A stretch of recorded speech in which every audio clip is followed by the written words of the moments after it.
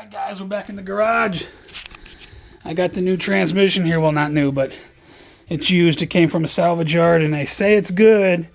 They say it was just rebuilt, which I think it was, because this right here is that retainer clip that Sonics makes. There's a video on YouTube of a guy who rebuilds one of these, and it's definitely got the aftermarket stuff in it. So I need to clean it up a little bit. It was sitting outside, so it's a little greasy. I'm going to clean it up. The fluid was a little dark, not just grease. The fluid was a little dark, but it wasn't burnt. It wasn't. That's the old transmission over there. Old, what do you call it? Torque converter, new torque converter.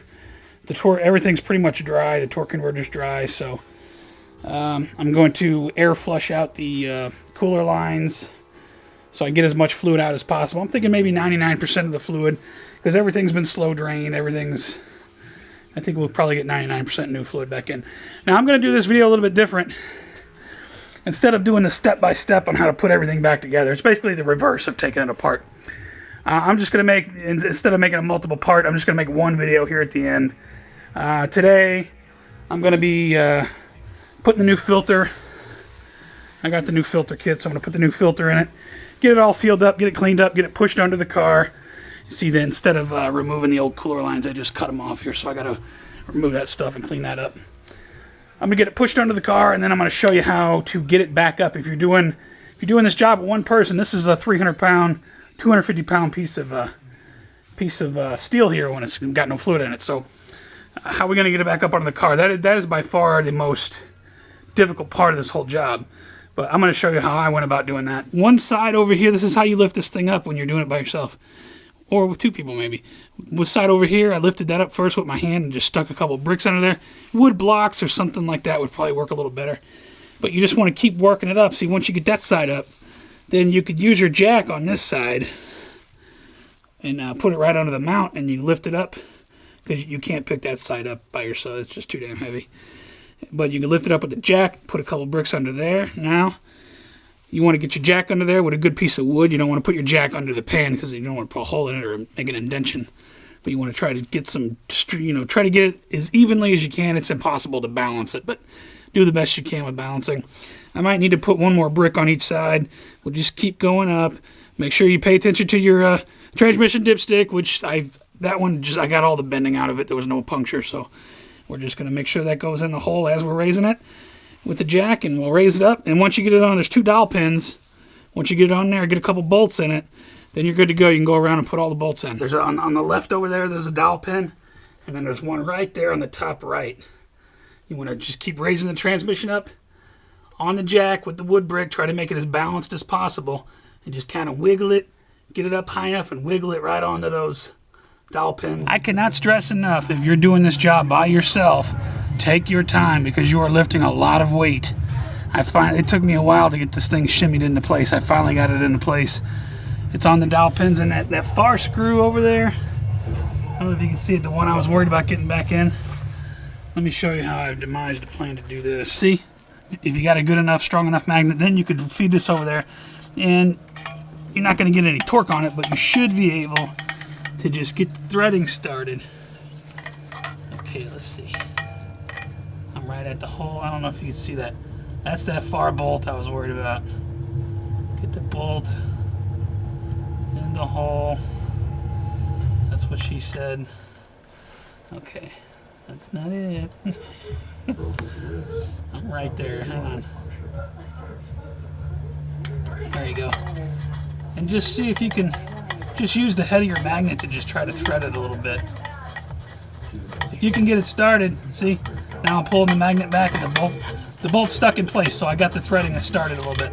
Then you can just reach over there with your extension and tighten her up. Woo, it's dirty. We're going to have to do good detailing on this thing when we get it all back together. Okay, guys, with all the rest of the transmission bolts in, shift linkage, electrical connectors, don't forget all those ground wires you disconnected. With all the bolts in, the flywheels re-hooked up, cooler lines are hooked up, all the shields are in. You know, the rest of this job is easy. All we got to do now, just kick the old transmission over. All we got to do now is put it all back together the way we took it apart. And by the way, I paid the core charge to the guys. They wanted core charge. I said, no, I'm keeping this thing, because you know what? That's going to be another project, but we're going to crack that puppy open and see what's going on in there. I want to know what that grinding noise was. Plus, Worst case scenario, this transmission goes out in a little while. I'll just order the overhaul kit, and there's plenty of videos on YouTube. But, you know, it's just step-by-step process. I'm sure I can handle it. So we're going to keep that around as a side project. I got the new boot.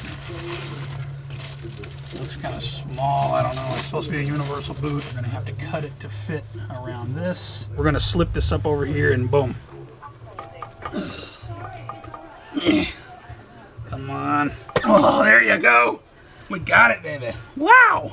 Your steering boot is installed. Okay, now when you're putting the frame back up, you've got a lot of stuff that's got to line up perfectly. Transmission mount on this side. You've got your motor mount on the other side. 2 bolts for your rack and pinion. Wiggle it up just like you did the transmission. The good thing is it's not nearly as heavy as the transmission. You got a power steering cooler line here that's got a couple clips. You gotta make sure you get those in. I did get the new bolt for this one here, the passenger front. If you remember from an earlier video how ate up that one was, there's no way I could have reused it. This came from the GM factory. The company I ordered it from GM. It was hard to find. If you ever have to order one of these, make sure you know exactly the one you need, because there's a lot of different kind of frame bolts. And this was like 11 bucks with shipping, which I thought was outstanding, because you just can't buy these at AutoZone. So I'm gonna use a jack. I got the other corners all the way up, but a little loose, just so I got some wiggle room. I'm going to use the jack to put this up a little bit. Now, because of the engine hoisted that I built, I used rope, which it did sag just a little bit. I found that I was about a ½ inch to 1 inch off the level of the engine where it should have been. So I got a scissor jack under the oil pan, pushing the engine up a little bit. And once I did that, all of this stuff lined up. So if you use a proper 3-bar engine support, that shouldn't happen. But I think I did pretty good for just using what I had laying in the garage.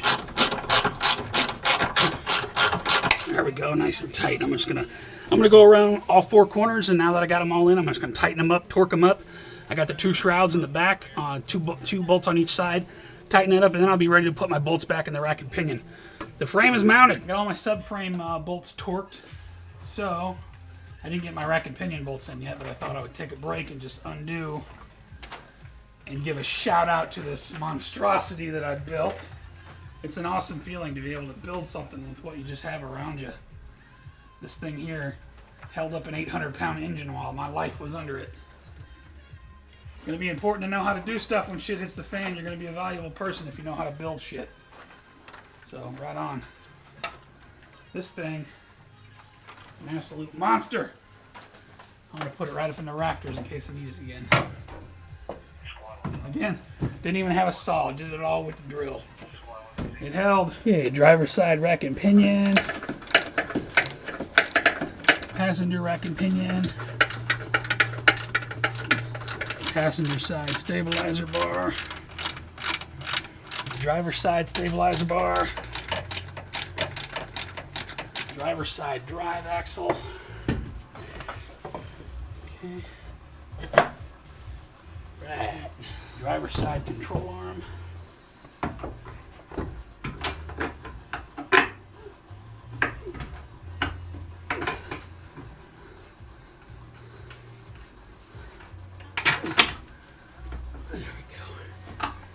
There we go.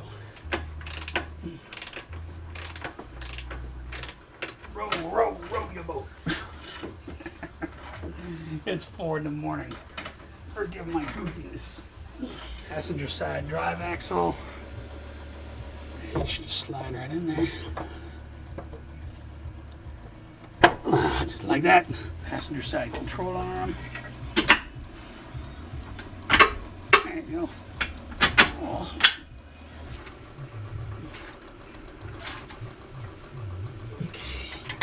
Got to put a couple of those new ABS clips in. I was able to save this one, but they got one that goes there and one that goes over here. Passenger side wheel bearing. Now I was going to replace the passenger side, but after reading some stuff online, I found out it's pretty common for that magnetic ring to come off.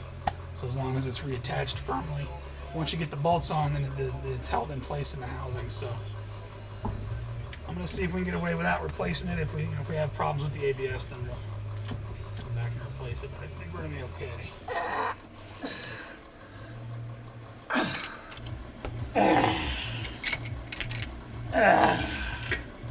Driver's side wheel bearing. I almost forgot this bracket on the other side. That's the bracket that holds the ABS sensor. Oh, right in, baby, right in. I think I broke just about all the ABS clips on this side. I got a whole bag though, so we should be alright.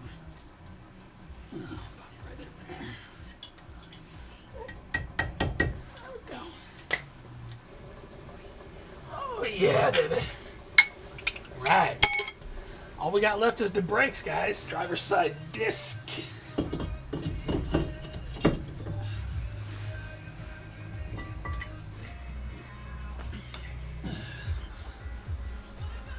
Let's see the wheel. The wheels on the bus go which way? Nice.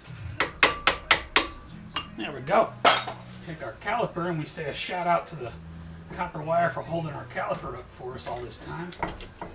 Be careful, the boots in the back. Compress those as you're pulling the caliper inward. I want to get them snagged. Okay.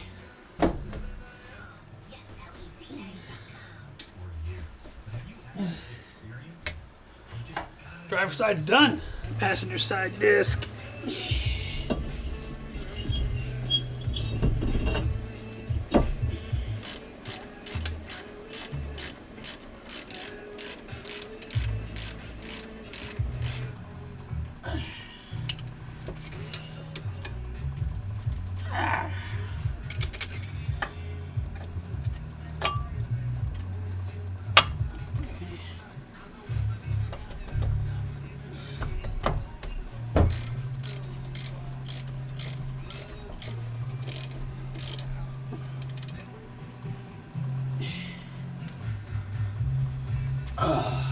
Just dawned on me, those are the last bolts.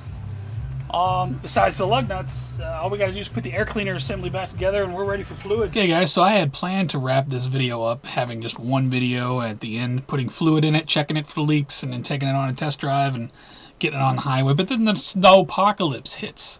And it has been like 0 degrees. I'm looking at my weather right now. It's 6 degrees, it's 5-degree negative wind chill, which is not the ideal temperature to be adding fluid, especially when the transmission is completely empty. It's going to take a minute for the fluid to pump from the pump into the torque converter and get everything lubricated. I'm not going to do that when it's 0 degrees. That just doesn't seem like a smart idea to me. The fluid's more like a gel at this temperature anyway. So it might be a few weeks before it warms up enough to where I'm comfortable to... First of all, got to get all the snow off the streets. In St. Louis, all of our streets are covered, and I don't want to be testing a transmission when it's slipping all over the snow and ice.